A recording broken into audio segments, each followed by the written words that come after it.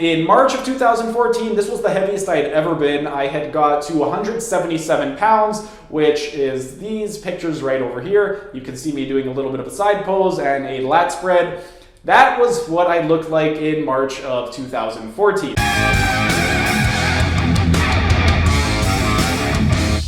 Hey everyone, thanks for tuning in and welcome back to another Sunday Q&A. Today's question is with regard to my weight while on the carnivore diet. I've had some questions regarding to my weight fluctuation, so that's going to be the question I'm going to be answering today. But before I start, if you enjoy these Sunday Q&A videos, be sure to smash that like button so I know to continue making these videos in the future. And if you're either new to the channel or haven't subscribed yet, be sure to subscribe to the channel and hit the notification bell as I will be uploading new videos every single day. Now onto the question. A few weeks ago, I had uploaded a video about my battle with ulcerative colitis and my journey over the last 10 years. And on that video, I got a question from Bader. And Bader Salman asks, how about your weight journey since 2010? I lost 13 kilograms in low-carb diet to treat Crohn's, which I gained 80% improvement for the last 5 months. But I'm wondering when my weight will be normalized. Well, Bader, over the last 10 years, my weight hasn't really fluctuated too much. It's been pretty consistent, and the only time it's really fluctuated is when I intentionally try to either gain or lose weight. But for the most part, it's been pretty consistent over the last 10 years. I'm going to just break down what exactly has happened over the last 10 years, starting with January from March of 2010. That was when I was first diagnosed. Then I will go month by month from whenever I can recall my current weight. If there's a particular section that interests you, you can go ahead, skip ahead to the section that interests you. I'll be including timestamps in the description. But on to the actual question. From January to March of 2010, that was pre-ulcerative colitis diagnosis, I weighed roughly 153 to 158 pounds. And that 153 to 158, I was also not training too intensely because at the time I also had a pec tear that I was waiting to get surgery on, so I couldn't really train too intensely. So while I was at 153 to 158, my body fat was a little bit higher than normally because I couldn't train as intense as I normally would train. In April of 2010, that is when I was diagnosed with ulcerative colitis. And at that same time, I also had one of the worst flare-ups with ulcerative colitis that I ever had in my life. I was bedridden for 10 days, had to go to the hospital, and for 10 days I couldn't eat a single thing. Over the course of those 10 days, I ended up losing more than 10 pounds, and my weight dropped all the way down to 140. And it was not a healthy looking 140. I looked incredibly sick and unhealthy. I looked like I was ready to die. I was 140 pounds, and I looked like a skeleton with skin wrapped over it. That should give you an idea of how I looked back in April 2010 when I was first diagnosed. Then, between the months of May to September of 2010, that's when I started incorporating a paleo diet. I was eating quite a bit of meat, but I wasn't 100% carnivore at the time. And during those months, I managed to regain the weight that I lost, and I was in the 150s. That was also at the time where I had my pec surgery done, so I was finally starting to get back into training, but it was more rehab stuff, so my weight was still pretty low, but it was still in the 150s, which was pretty good for me considering I had been 140 during my flare-up. Now, once I had finally got my nutrition in check and I figured out what worked well for me, I started to put on a little bit more weight, and back in March of 2011, I was between 158 and 161 pounds. I'll include some pictures right over here of how I looked in March 2011. At the time, I was really into bodybuilding, so I was doing more bodybuilding style workouts. And again, I was 158 to 161 pounds. My body fat was pretty low. I was somewhere in the single digits, probably anywhere from the 6 to 8% range. But that's where I was in March of 2011. Fast forward to June of 2013, my weight was pretty consistent from March 2011 all the way up until June of 2013. Then in June 2013, I decided that I wanted to bulk up because I started really falling in love with powerlifting and I just wanted to lift as much weight as possible. So in June of 2013, I started out roughly at 160 pounds, and this is what I looked like at 160 pounds in June of 2013. And then on my bulk, this was actually the first time that I had tried the carnivore diet. The first time I tried the carnivore diet was in January of 2013, and I did it for 2 months. So while this picture over here was not exactly during my carnivore diet, it was taken recently after my first time trying the carnivore diet, and I was able to put on a good amount of muscle and some good size from doing that. Then in July of 2013, I managed to put on a little bit more weight. I got up to 170. That's what I looked like in this picture over here. That was me at 170. And in March of 2014, this was the heaviest I had ever been. I had got to 177 pounds, which is these pictures right over here. You can see me doing a little bit of a side pose and a lat spread. That was what I looked like in March of 2014. After March of 2014, I started to drop my weight a little bit more, and one of the reasons was because I wanted to achieve a 3-time body weight deadlift, and in order to do that, I had 2 options. I either had to improve my deadlift, or I had to decrease my weight to the point where I was deadlifting 3 times my body weight. So I had dropped my weight to 158 pounds, and that is in this video right over here where you see me deadlifting 475 pounds for 1 repetition at 158 pound body weight, which is 3 times my body weight. So I had accomplished that goal. Once I had accomplished my goal of lifting 3 times my body weight, I kind of started getting a little bit bored with powerlifting, so I started getting more into body weight training. And that takes us to February all the way up until October of 2017. Between February and October to 2017, I was really getting into body weight training, and that's also when I started taking up rock climbing. Now, during that time, between February and October, I weighed between 165 to 155. When I first started rock climbing back in February, I was around 165 pounds. But I found that for the purposes of rock climbing, the lighter you are, the easier it's going to be to solve all of these problems.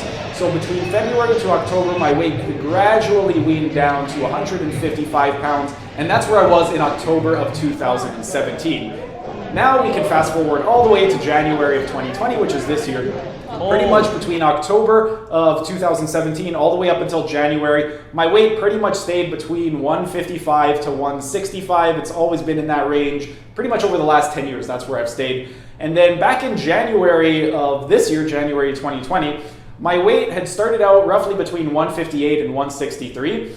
During that period of time, I had experimented with going 2 days vegetarian. The rest of the days I was doing predominantly meat-based diet with some nuts. I would do meat and nuts for breakfast. Whatever meat I had for breakfast, I would have for dinner. And on my non-workout days, which were my days 3 and 5, those were the days that I tried to go vegetarian. Days 1, 2, and 4 were my workout days. On those days, I did basically carnivore with nuts for breakfast. And then on my rest days, I would do a vegetarian diet. One thing worth noting, the second time that I did the carnivore diet was back in April of 2015. And around that time, my weight pretty much didn't change. So the second time that I did the carnivore diet, my weight stayed within that 155 to 165. But going back to January of this year, on the vegetarian diet, even though I was only doing 2 days a week of vegetarian, I noticed that my sleep was suffering. I was getting really fatigued during my workouts. I was getting a lot more sore during my workouts. My strength went down, my lean mass went down, my body fat percentage went up. So I had decided to cut my vegetarian experiment short by 1 month. Originally, I was going to do it for 3 months, from January all the way up until March, but I did not like the way that I was feeling, and I was getting a lot of other issues aside from the issues that I had just mentioned. I was also getting issues with sinusitis and seborrheic dermatitis. So I decided to cut my vegetarian experiment short by a month, and March 1st was when I decided to go on the carnivore diet once again. This was the 3rd time that I had done it, and when I had started it, my weight was 151.4 pounds. Over the course of that first month, my weight by the end of the 3rd week had gone all the way down to 146 pounds. And by the end of the first month, I got to 149.8. So I'm going to include a picture right over here. This is the before and after of when I started the carnivore diet. So the very first picture on the left side was when I started in March. That's when I was 151.4. The picture on the right was when I was 149.8, and that was at the end of March. And the reason for the drastic change in how I look, there is more to it than just me being on the carnivore diet. One of the reasons is on the day that I took that before picture, the day before was my vegetarian day, and on my vegetarian day, I would also do intermittent fasting. So I would only eat breakfast and I would not eat again for the rest of the day. Now, when I do that, when I only eat breakfast and don't eat for the rest of the day, the longer I go without eating, the more bloated I get. So I was really bloated in that before picture because the day before I had fasted all day and I hadn't eaten anything since breakfast the day before. Another thing is when I consume a lot of vegetables, that also bloats me. And the day before, again, that was my vegetarian day. So I was really bloated from the vegetarian day that I had the day before. I had pretty much a big bowl of pea soup with some other stuff added in, but that's pretty much what I had the day before. So I normally get bloated when I fast, and I normally get bloated when I consume vegetables. So when you combine the two of those together, that's why I was really bloated in those before pictures. And then in the after picture, the reason for the drastic change was, aside from just going carnivore for the month of March, I was also doing a lot of exercise demonstration videos and workout demonstration videos for YouTube. So while I was keeping to my regular training schedule, my training was more than usual because of all the training videos that I was filming for YouTube. And one of the other things that made a big difference in that before and after picture was the month of March, because I was feeling great on Carnivore Diet, I was training a lot more intense than I normally was training. My days were still the same. I was still training 3 out of every 5 days, but I was doing a lot more strongman training. I was doing things like Atlas stone lifting. I was doing things like log presses. I was doing things like tire flips. And all of that combined with the fact that I was doing a lot more videos and recording a lot more exercise demonstrations and workouts, that is why there was a drastic difference between the before and after.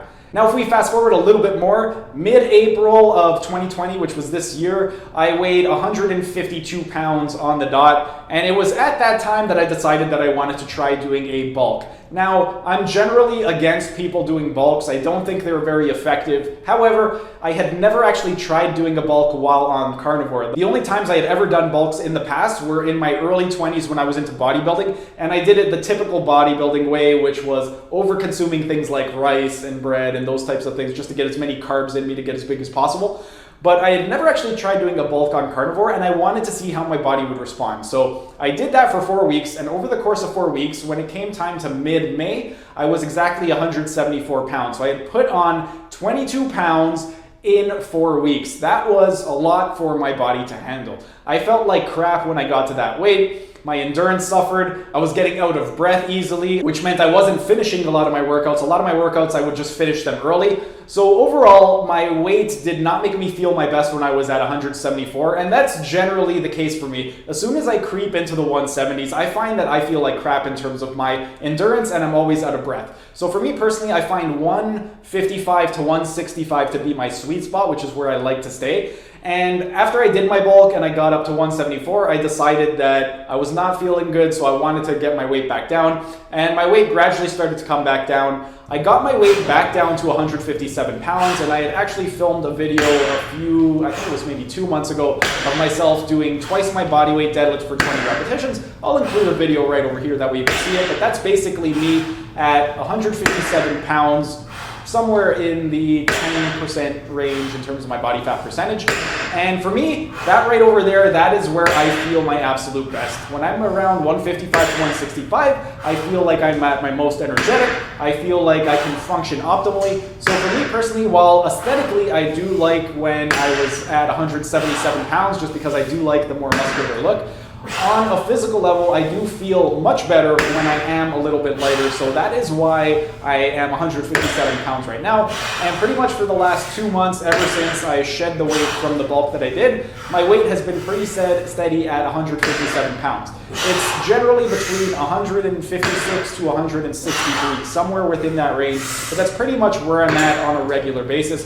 My weight doesn't fluctuate too much, and the only times it does fluctuate is when I purposely either try to gain or lose weight. But if I'm just eating my food and not really thinking about what I'm putting into my body, my weight is going to stay between 155 to 165 because I have a good idea of how much food I need to nourish my body. I don't count calories, I don't count macros, I don't do any of that. I just eat until I feel satiated. Once I'm satiated, then I'm done eating. And that's basically how I live my life. That's how my body has changed over the last 10 years since being diagnosed with ulcerative colitis. And in terms of my weight fluctuation, it isn't really a thing for me. So in terms of yourself, if you are experiencing a lot of weight fluctuation on the carnivore diet, in the beginning, it is going to be expected. In the first week, especially, in the first week, your body's going to be getting rid of a lot of its glucose storages, and you're not going to be holding on to as much water. So it's not going to be uncommon in the first couple weeks for your weight to drop down by 5, maybe 10 pounds, and then for you to put that back on in the second or third week once your body starts to get into its rhythm.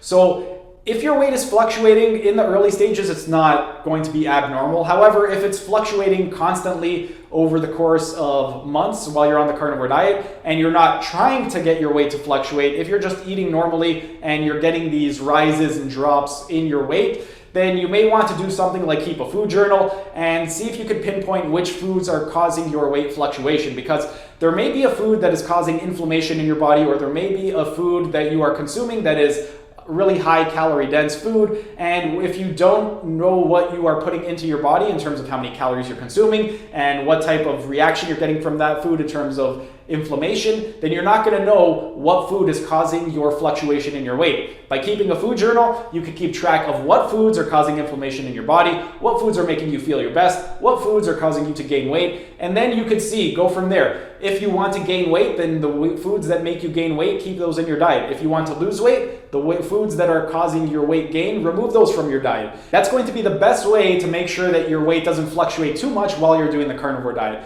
Anyway, that's pretty much it for today's video. If you enjoyed this video, be sure to smash that like button so I know to make more of these types of videos in the future. And if you're either new to the channel or haven't subscribed yet, be sure to subscribe to the channel and hit the notification bell, as I will be uploading new videos every single day. That's it for today's video. Thanks for tuning in, and I will see you again tomorrow.